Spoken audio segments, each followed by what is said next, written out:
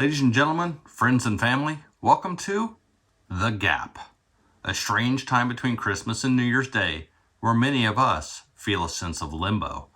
The anticipation of Christmas is gone, we're still out of school or on vacation, and if we haven't made specific plans for this week that keep us fully engaged and busy, we often find ourselves with little to do and a growing sense of dread, knowing that as soon as New Year's is over, we're back to school, back to work, back to the same old grind. Wouldn't it be wonderful if there was something useful, something productive we could do in the gap that would amplify our success in the coming year? Well, there is. And I'm going to share with you in this Dadogram a simple exercise you can do in the gap to supercharge your productivity over the next year and beyond. I'm Jason M. Garrett, a retired Navy commander and pilot, and I created Dadograms to teach my children how to win in life. And of course, each and every one of you are invited in as well. So let's get started. In a week or so, we'll be ringing in the new year with all the parties, the ball drop, and all the hoopla. And shortly after, we'll be pronouncing to all of our friends and family our New Year's resolutions. Whether it's to lose weight, improve our financial position, get a job, marry our beloved, and on, it will be the focus of the day. And that's about as long as it'll last. Because what do we usually give up a few weeks later? Our New Year's resolutions. That's because they're made without any real thought, any plan or strategy, without any idea how they really fit into our lives, and without any consequences if we don't follow through. But if you spend some time thinking about them in the gap, in the exact way I'll describe, you may be making a few resolutions that will change your life. We're going to think about the future, but not the next year. We're going to think a little further out than that. Now don't worry, this won't hurt. We're just going to imagine a future at a specific time, and we're going to imagine it in several different facets of our lives. So just follow along and I'll walk you through it step by step. Here we go. I want you to see the life you will live at a specific time in the future. Whatever your age is right now, I want you to double it. Yes, double it. And for those of you who aren't strong in math, here's a little chart I built to help you out. If you are 18, visualize your future at age 36. If you are 20, what will life be like at age 40? And so on.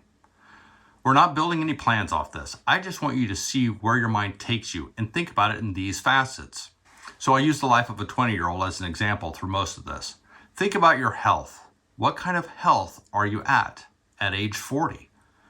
Do you see yourself a few hundred pounds overweight reaching for your second pack of cigarettes? Do you see yourself training for a marathon or a climb to the summit of Kilimanjaro? Or have you really never thought about your health that far into the future before? Well, just by simply visualizing it in this exercise, I guarantee you have already changed your future. You are going to be somewhere different now, even after having thought about it only this once. The change in you has already started. How about your wealth? At age 40, are you working a second job as a checkout clerk at a gas station? Or are you headed on a short vacation in the back of your own private jet? Are you living in a moldy old trailer? Or do you own free and clear your own brownstone in the city? Can you not work and still bring in all you need without lifting a finger? Or do you have to work 80 hours a week to make ends meet? Seriously, take a moment and see in your mind's eye what life will be like, even if it is just a glimpse at the possible or a realization of what you don't want. This will change you. How about family? At age 40, do you see your child walking down the aisle, getting married, and starting their journey?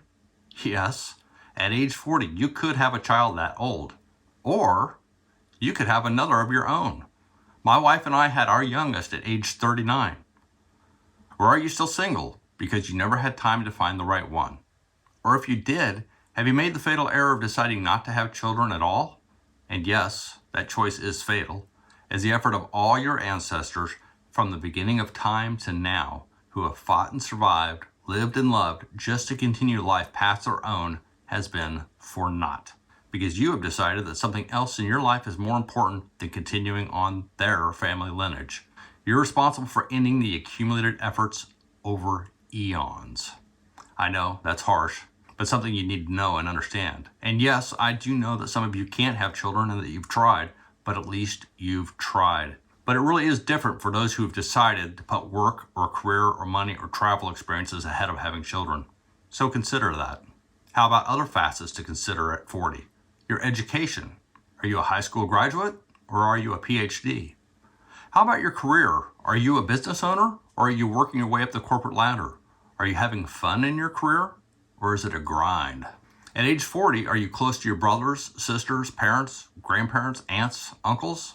How about religion or spirituality? Are you a churchgoer? Are you a Christian? Are you an atheist? Are you searching or have you been found yet? And are your choices leaving you fulfilled? Friendships. How many deep and meaningful friendships do you have at age 40? Are you close to your spouse, to your kids? This is a quick list I made. It certainly doesn't cover every facet of your own life, but it's a good place to start. Take a moment and go through it, even add to it, and look at your future in each of these facets and see what your life is like at double your age right now. We're not doing any planning here. We're just seeing. And that dim vision will help direct you in the near term. And remember, you're going to do this once a year in the gap, so that vision will come into focus over time. Now, if you think that this is impractical because double your age is too far into the future, you're wrong.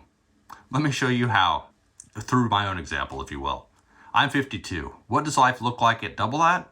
At 104 years of age, what does my life look like? Well, I know what most of you are thinking, and to be honest with you, I'm thinking it too. Realistically, I won't be here anymore. So is this exercise for naught? No, it isn't. It's really important. First, for me, there is a chance that I'll be here at 104, so let's think about that first. With all the advances in science and technology and my current state of health, I could still be here. And if I am, what kind of life do I want? Do I want to be bedbound in a sleazy old folks home, too sick to do anything for myself, but too healthy to die? If I am in an old folks home, maybe I'd rather own it and have the entire penthouse with my own private doctors and nurses all to myself. That's an option. Or do I want to be one of those centenarians who are still out there riding their bike, out in the yard gardening, telling stories to their families and friends? That's a good option. Will I have enough resources to do anything I want, or will I be a charity case? Will I be alone, or will my wife still be here with me? And will I still be close to my kids? By imagining my possible futures, I can influence the direction of my life now and set myself up for success then. At least at this moment, there is value in thinking about that. But what if I die next week, or in my 70s or 80s? Does visualizing life when I would be 104 years old make sense then? Is it useful? Or how about this? My parents are in their mid-70s. If they are 75 years old and they double that amount and look at their life at age 150, is there any use in that at all? Yes. But that far in the future, we have to think in depth or in generations. Using my example, when I will be 104, it will be our nation's tricentennial, the year 2076, and my 3 children will likely still be here, where my oldest would be 73, my middle child would be 68, and my youngest would be 65. And my grandchildren could range from 50 down to 20 or so. And my great-grandchildren could be 30 years and younger. And I could even have great-great-grandchildren in the world. Will any of my great-grandchildren, for instance, know me if I'm no longer here? Will they know my name? Will they know anything about me? Will I have done anything to set them up for success other than raising their grandparents? Well, I'm hoping, but we all know that hope isn't a strategy. Ask yourself this: how many of you know any of your great-grandfathers?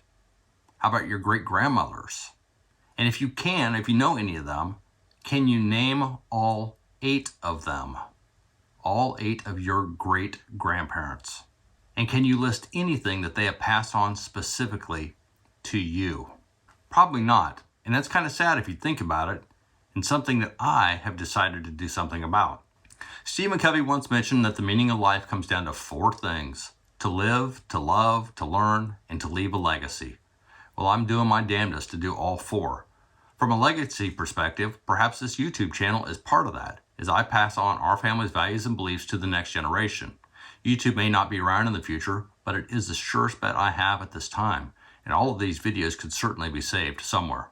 And there's all this talk about AI now, artificial intelligence, how it scrolls through the sum of all published work and will soon do the same for all videoed work, and will assimilate all this information to help it learn. and hopefully to educate and inform coming generations.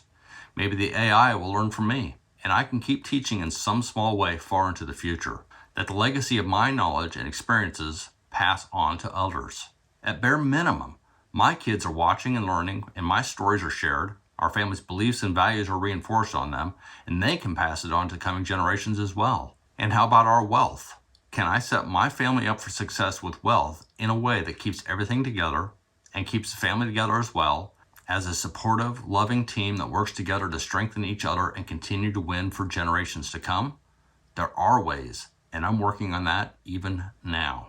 By thinking far into the future and at least considering what the possibilities are among many different facets of my life, and then thinking about it in depth, thinking about it for future generations, the future I see and desire can help highlight the path that I will walk on at this time. And that is why this is such an important mental exercise for any of us, regardless of our age. Okay, so after spending just a few minutes on this thought experiment, let's make it a little more actionable in the near term. Let's think about the next few years and how we can chart our course into our future. So remember I had you consider your age and then double it? Well, now I want you to take that number, and instead of thinking about it in years, I want you to think about it in months. And if you want to convert that into years, you certainly can. Here it is on a slide for those of you who aren't mathematicians. So if you're a 20-year-old, we double our age to 40. Now instead of 40 years, we're thinking about 40 months in the future. That's a little over 3 years from now. Think about what you'll be doing at that time.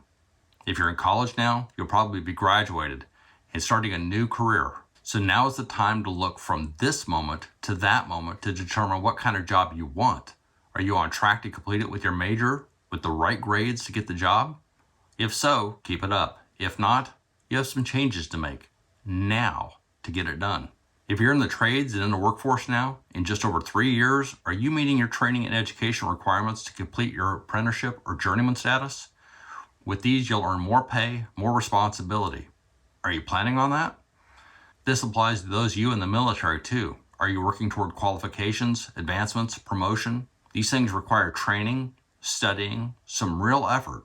So by seeing what you want to achieve in the next 3 to 4 years, you can start building a step-by-step plan to accomplish it, starting as soon as you get back to work after the gap. Think about this in the same facets of life as before and see where you want to go from here. Health. Are you learning the proper ways to take care of yourself now?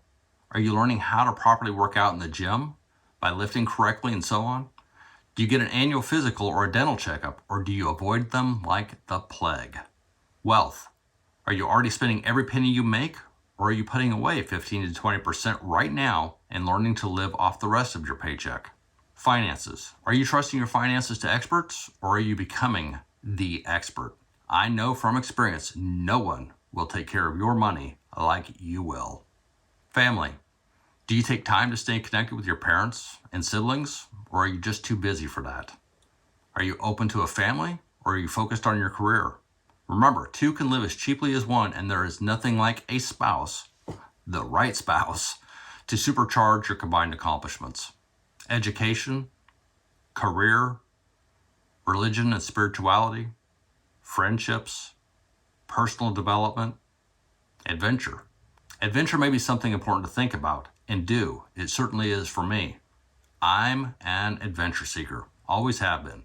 By the time I graduated college, I'd already scuba dived, skydived, bungee jumped, flown in Navy aircraft, fired all kinds of high-powered infantry weapons with the U.S. Marine Corps, and on and on and on, all in college.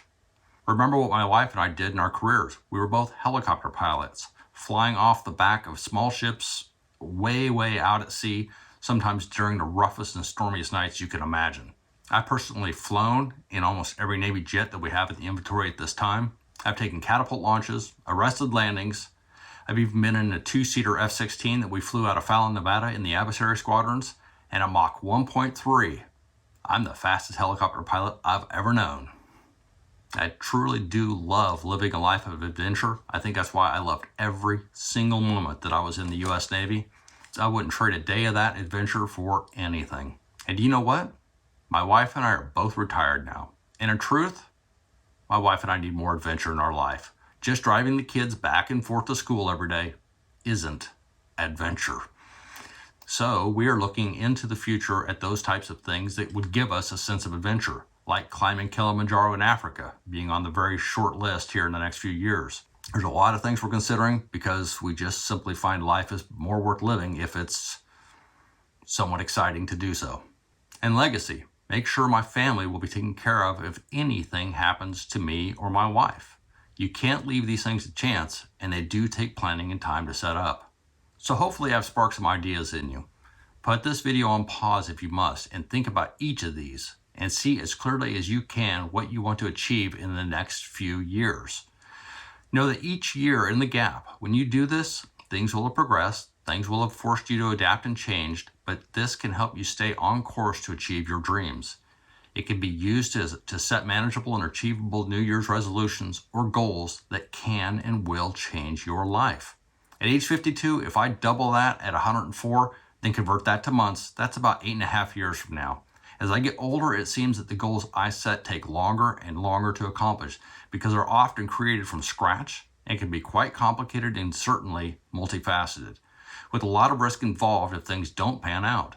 Whereas something like getting a college degree is in fact a formalized process set to a schedule, and while it seems challenging while you're doing it, it sure and hell did for me, it is something that most people can actually do just by following the course that's already been laid out. Anyway, I'm looking at all of my plans from now to age 60, and I'm not just visualizing them, I'm writing them out and building a step-by-step plan to complete them. And if you need help to do that kind of thing, then please watch Dadogram 1 through 3 as they will teach you exactly how to accomplish anything you put your mind to. Folks, the time in the gap can be an unsettling time as you look forward toward an uncertain future. This simple two-phase consideration of your future can help you determine the direction of your life and can help you start setting goals and building timelines to accomplish them. Write these goals down on a to-do list. Then subdivide those goals into smaller achievable goals and set a specific time in which you will accomplish them. Then get to work changing your life. It's that age-old adage. How do you eat an elephant? One bite at a time. What you're visualizing in each facet of your life at various times in the future are the elephants that you have decided to start eating. You're going to have to visualize these elephants. You're going to have to decide to carve them into smaller pieces and then start taking them one bite at a time. That's how you accomplish any large and difficult goal. If you do this simple process during the gap each year, you'll be surprised how much you will accomplish in the coming years. Bill Gates once said, "Most people overestimate what they can do in a year, but underestimate what they can do in 5. From my experience, most people never think about what they'll do over the next year in the first place. They just let life push them around until one day they look around and realize that they have done nothing meaningful at all. Make a change in your life. Look into the future and see what you will become. That is the very best way I know to improve your odds of achieving it." Well, ladies and gentlemen, that's it for this Dadogram. If you'd be so kind, please give us a thumbs up and subscribe to this channel.